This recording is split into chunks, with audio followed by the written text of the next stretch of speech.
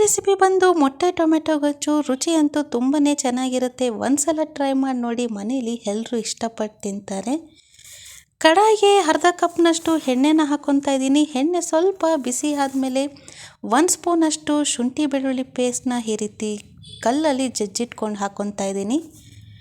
ಇದು ಹಸಿ ವಾಸನೆ ಹೋಗೋವರೆಗೂ ಹುರ್ಕೊಂಡ್ರೆ ಸಾಕು. ಹಾಗೆ ಇದಕ್ಕೆ 1 ಕಪ್ಪಷ್ಟು ಈರುಳ್ಳಿನ ಹಾಕ್ಕೊತಾ ಇದ್ದೀನಿ. ಈರುಳ್ಳಿ ಸ್ವಲ್ಪ ಮೆತ್ತಗಾದ್ಮೇಲೆ ಮೀಡಿಯಮ್ ಸೈಜ್ದು 2 ಟೊಮೆಟೊನ ಸಣ್ಣದಾಗೆ ಹೆಚ್ಚಿಟ್ಕೊಂಡು 1 ಕಪ್ಪಷ್ಟು ಟೊಮೆಟೊನ ಹಾಕ್ಕೊತಾ ಇದ್ದೀನಿ. ಹಾಗೆ 2 ಹಸಿಮೆಣ್ಸಿನ್ಕಾಯಿನ ಕಟ್ ಮಾಡ್ಕೊಂಡು ಹಾಕ್ಕೊತಾ ಇದ್ದೀನಿ. ಈರುಳ್ಳಿ ಟೊಮೆಟೊ ಬೇಯೋದಕ್ಕೋಸ್ಕರ ರುಚಿಗೆ ತಕ್ಕಷ್ಟು ಪುಡಿ ಉಪ್ಪನ್ನು ಹಾಕ್ಕೊತಾ ಇದ್ದೀನಿ. ಇದನ್ನೆಲ್ಲ ನಾವು ಲೋ ಫ್ಲೇಮಲ್ಲೇ ಮಾಡ್ಕೋಬೇಕು. ಎಣ್ಣೆ ಬಿಡೋವರೆಗೂ ಹುರ್ಕೊಂಡ್ರೆ ಸಾಕು. ನೋಡಿ, ಎಣ್ಣೆ ಬಿಡೋವರೆಗೂ ಬೇಯಿಸ್ಕೊಂಡಿದ್ದೀನಿ. ಈಗ ಇದಕ್ಕೆ 1 ಸ್ಪೂನಷ್ಟು ಧನಿಯಾ ಪುಡಿ, 1 ಸ್ಪೂನಷ್ಟು ರೆಡ್ ಚಿಲ್ಲಿ ಪೌಡರ್, ಹಾಗೆ ಅರ್ಧ ಸ್ಪೂನಷ್ಟು ಗರಂ ಮಸಾಲ, ಅರ್ಧ ಸ್ಪೂನಷ್ಟು ಕಾಳು ಮೆಣಸಿನ ಪುಡಿ ಹಾಕ್ಕೊತಾ ಇದ್ದೀನಿ. ಕಾಳು ಮೆಣಸಿನ ಪುಡಿ ಹಾಕೊಳ್ಳೋದ್ರಿಂದ ರುಚಿ ಅಂತೂ ತುಂಬಾ ಚೆನ್ನಾಗಿರುತ್ತೆ.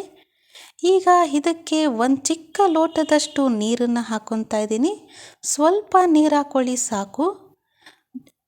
ಇದನ್ನು ಚೆನ್ನಾಗೆ ಕುದಿಸ್ಕೊಬೇಕು. ಬಬಲ್ಸ್ ಬರೋವರೆಗೂ ಕುದಿಸ್ಕೊಂಡ್ರೆ ಸಾಕು. ನೋಡಿ, ಈ ರೀತಿ. ಈಗ 1 ಮೀಡಿಯಮ್ ಸೈಜ್ ಟೊಮೆಟೊನ ಈ ರೀತಿ ಪ್ಯೂರಿ ಮಾಡ್ಕೊಂಡು ಹಾಕ್ಕೊತಾ ಇದ್ದೀನಿ. ಹಾಗೆ ಸ್ವಲ್ಪ ಕೊತ್ತಂಬರಿ ಸೊಪ್ಪನ್ನು ಹಾಕ್ಕೊತಾ ಇದ್ದೀನಿ. ಇದನ್ನೆಲ್ಲ ಚೆನ್ನಾಗಿ ಮಿಕ್ಸ್ ಮಾಡಿಕೊಂಡ್ರೆ ಸಾಕು, ಕುದಿಸ್ಕೊಳ್ಳೋದೇನೂ ಬೇಡ.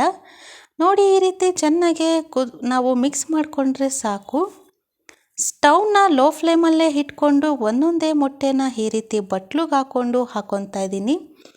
ನಾನಿಲ್ಲಿ 10 ಮೊಟ್ಟೆನ ಹಾಕ್ಕೊತಾ ಇದ್ದೀನಿ. ಲೋ ಫ್ಲೇಮಲ್ಲೇ ನಾವು ಇದನ್ನು ಬೇಯಿಸ್ಕೊಬೇಕು. ಮೊಟ್ಟೆ ಬೇಯೋದಕ್ಕೋಸ್ಕರ 20 ಮಿನಿಟ್ಸ್ ತೊಗೊಳುತ್ತೆ. ಲೋ ಫ್ಲೇಮಲ್ಲೇ ಬೇಯಿಸ್ಕೊಂಡ್ರೆ ಸಾಕು. ತಟ್ಟೆ ಏನು ಮುಚ್ಚೋದಕ್ಕೆ ಹೋಗಬೇಡಿ. ಈ ರೀತಿ ಕಡಾಯಿ ಓಪನ್ ಇದ್ರೇ ಚೆನ್ನಾಗಿರುತ್ತೆ.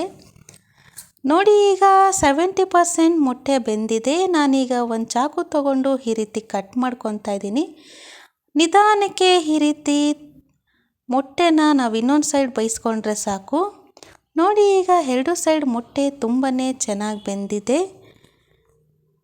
ಈ ರೆಸಿಪಿ ಅಂತೂ ತುಂಬಾ ಚೆನ್ನಾಗಿರುತ್ತೆ. ಒಂದ್ಸಲ ಟ್ರೈ ಮಾಡಿ ನೋಡಿ. ಚಪಾತಿಗಂತೂ ತುಂಬಾ ರುಚಿಯಾಗಿ ಕಾಂಬಿನೇಷನ್ ಆಗುತ್ತೆ. ನೋಡಿ, ಈಗ ನಾನು ಚಪಾತಿಗೆ ಹಾಕ್ಕೊತಾ ಇದ್ದೀನಿ. ಹಾಗೆ ಮೊಟ್ಟೆ ಯಾವ ರೀತಿ ಬೆಂದಿದೆ ಅಂತ ಕಟ್ ಮಾಡಿ ತೋರಿಸ್ತಾ ಇದ್ದೀನಿ.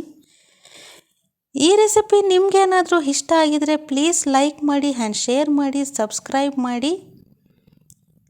ರುಚಿ ಅಂತೂ ತುಂಬಾ ಚೆನ್ನಾಗಿರುತ್ತೆ. Thank you.